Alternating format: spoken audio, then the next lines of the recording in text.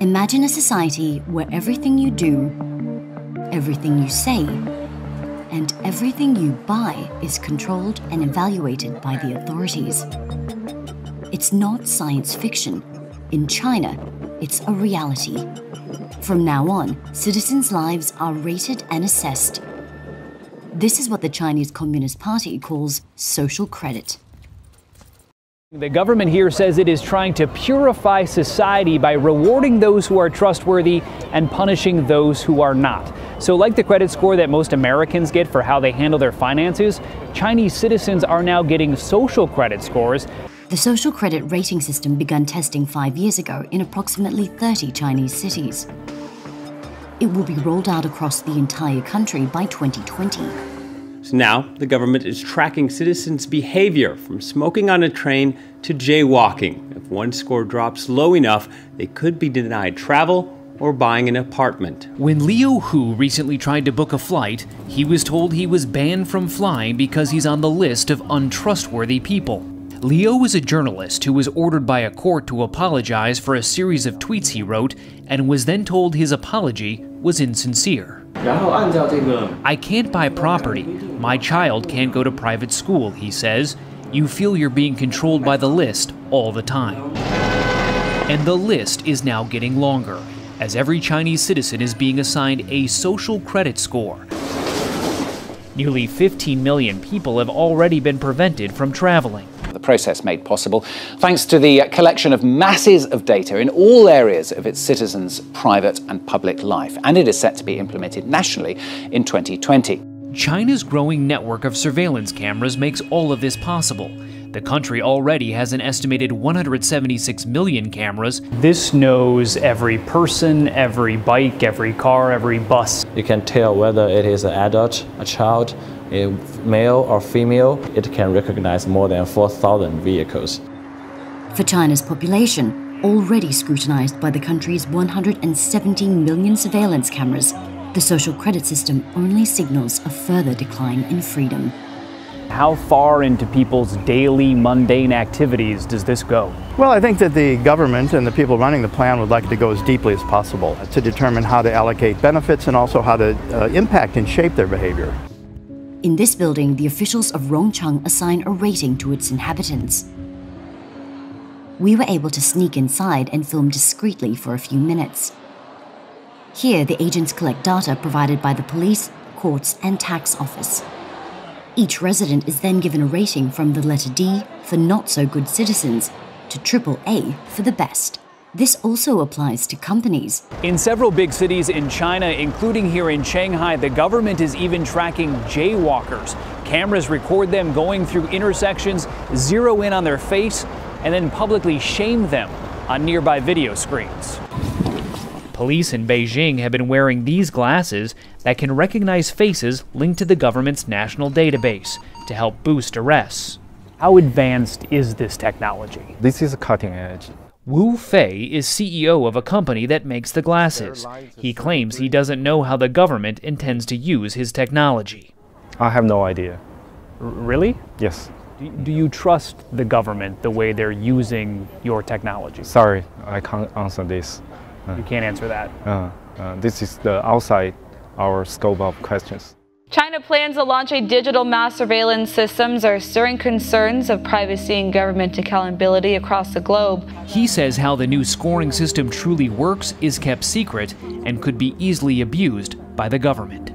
Many countries across the globe are experiencing a massive expansion in government surveillance powers, and the threats of global instability, terror and war are leaving increasingly less space for privacy and individual freedom in the post-industrial society. Reward good citizens and punish bad people. Human rights activist Hu Jia is already blacklisted. Deprived of his passport for 10 years, his movements are limited. He says the social credit system will allow authorities to more easily punish those who do not pledge allegiance to the party. In China, the people who will lose the most credit are those who do not agree with the Communist Party. We can't criticize society or the current system, nor should we say bad things about the highest levels of power and the leader. In fact, this social harmony desired by the party is said to maintain the stability of society, but it only serves to guarantee the monopoly of its power. We're already moving very quickly, as you know, into a sort of surveillance society where lots of organizations of all types have lots of data about us. If we unify it all around one identity system, that hurdles us far faster and far further into a surveillance society. So let's switch gears a little bit. So you have something else that's really interesting in the newsletter about people in Sweden putting implants, microchips, right, yes. into them. We've seen something like this here. There was a company that in Wisconsin, right, so they could get stuff out of the vending machine with these microchips. So what's happening in Sweden? So basically in Sweden over the past couple of years, several thousand people have had these little rice grain-sized microchips put into their hands, which contain information that they can use to, say, check into the gym or get into the office or pay for train tickets. Right?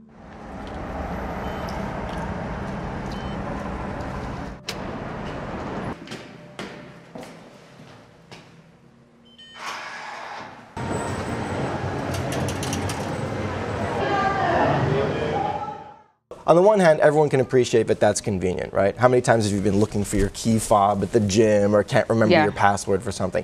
But I think the bigger question here is, look, as the human body itself becomes a technological platform, right, there are big questions we need to consider about what kind of information is put out about us, from us, quite literally, and also further down the line, what kind of access do other people or platforms have to that information that is inside us, right? This is a biotech question, this kind of blurring of the lines between the human body and tech. I mean, it's one thing if you're holding your smartphone and it's sort of emitting data about you. It's another thing if your own hand is doing the same thing.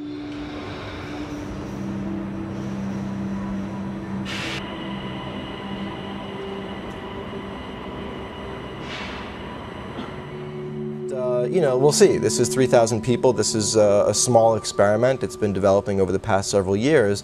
But as the information that these microchips contains gets more elaborate and more detailed, people may start to change their mind.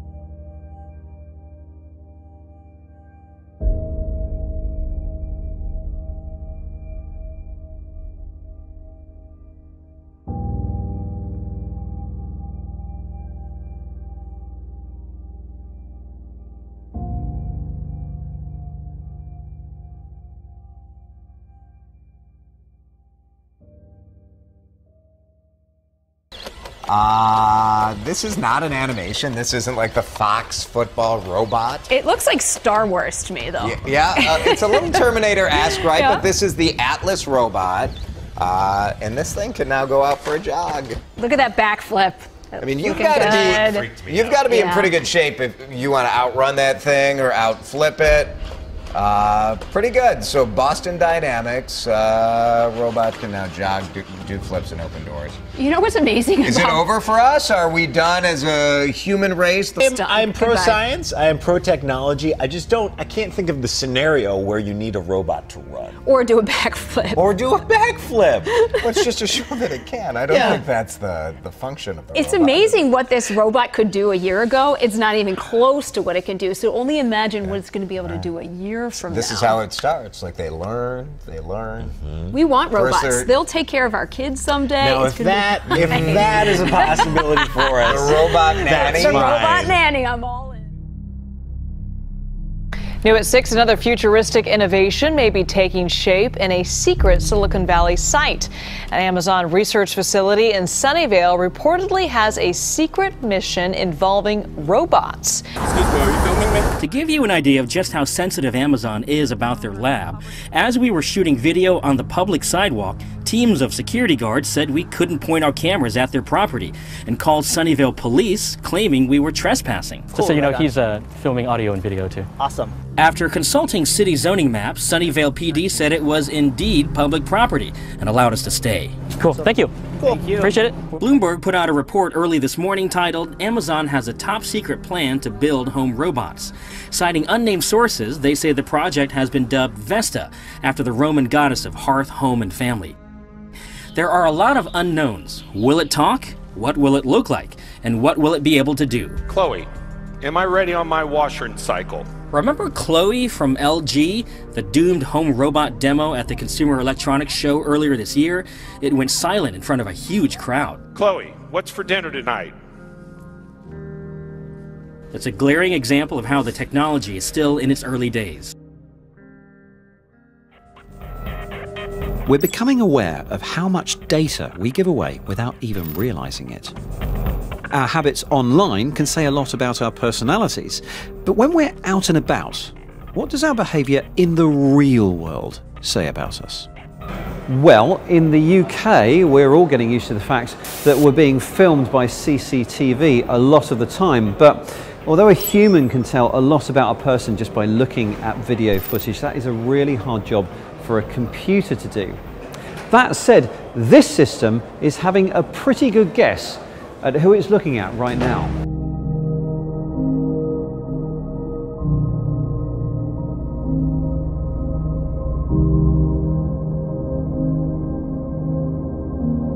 This kind of profiling of humans by computer systems has many uses, from this kind of anonymized retail analysis to other areas that might say more about us as people.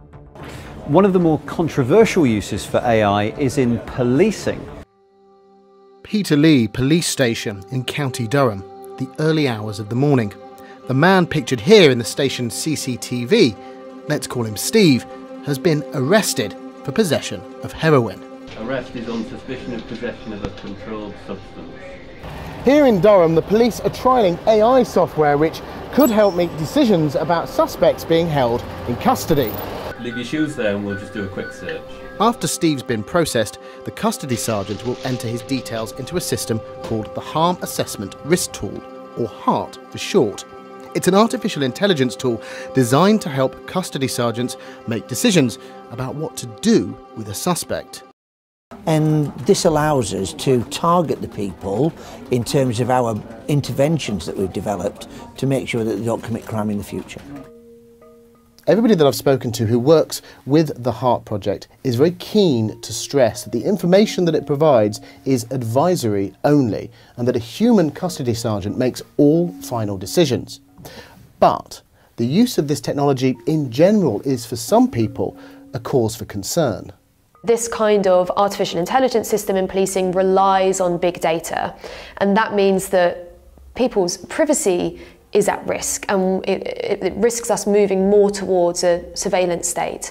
But it also risks discrimination because patterns that exist in data already risk being perpetuated and repeated, and there's very little accountability over it.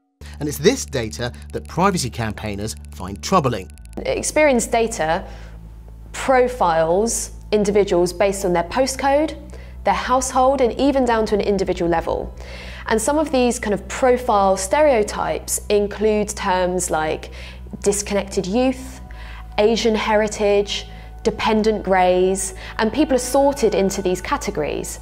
Now, that's bad enough. When that kind of profiling is being used to make decisions about freedom and justice in the UK, I think we really need to just put the brakes on and say, why are we doing this?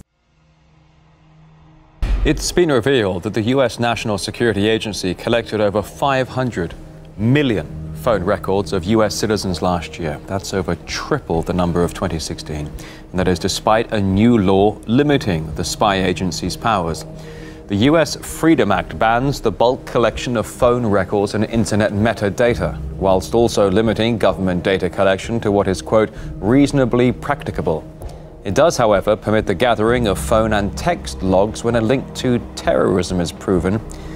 The recent increase in records collected comes in stark contrast to the concerns expressed last year by President Donald Trump. I think that is a very big surveillance of our citizens. I think that's a very big topic, and it's a topic that should be #1, and we should find out what the hell is going on.